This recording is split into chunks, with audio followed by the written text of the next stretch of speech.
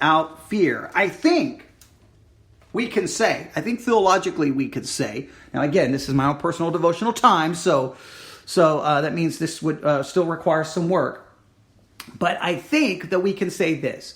The two things that overcome this ungodly fear that controls our life can greatly hinder our spiritual life, can greatly hinder us from living out our Christian life in front of men because we're afraid of what they will think. It will cause us to hide, place that light, underneath the containers that no one sees the light, that we don't try to be the salt. We don't try to be the light. We just try to hide and be kind of a secret agent Christian because we don't want for people to say anything about us. I think the fear of God overcomes that. And I think the love of God.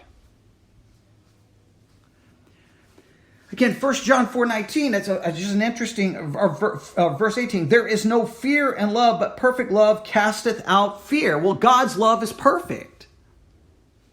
Maybe an understanding of God that leads to a godly fear and an understanding of God's love should then drive out fear. Now, maybe it drives out different kinds of fear. Maybe the fear of God drives out one kind of fear, and the love of God drives out a different kind of fear. But fear seems to be, theologically, and again, this is just initial thoughts, we would have to really flesh this out, can be conquered biblically through the fear of God and the love of God.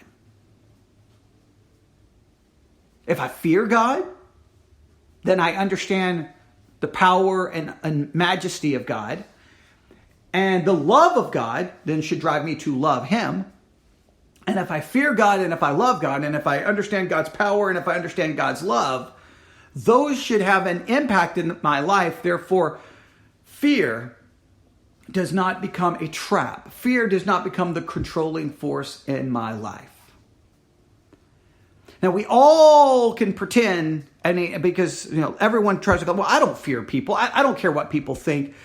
But people demonstrate it over and over that they do care what people think. I've seen it. Sometimes it's a small thing, right? Sometimes it's something small that will demonstrate people they're afraid to stand out. They're afraid to what people could see or how people could perceive them. And the fact that peer pressure for young people, peer pressure even for adults, it's clear that this is a powerful thing, and it all derives from fear. It derives from fear.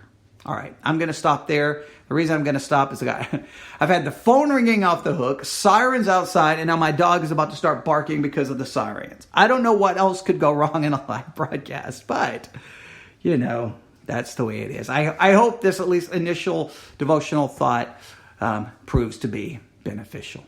All right, I'll stop right there. Please get the VBC66 app, and you can also email me anytime at newsif@yahoo.com, newsif@yahoo.com. And I apologize for all the distractions, but hopefully we got at least enough of the thought out of the way to be beneficial.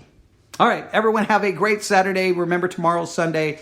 It's the Lord's Day. Be in a good church. Be there to support it to the best of your ability. Just think about this. If you're a member of a church, be the kind of member that makes the church better. Be the kind of member that makes the pastor make his job more joyful. Make his time there more useful by doing everything you can to support and encourage. All right. God bless.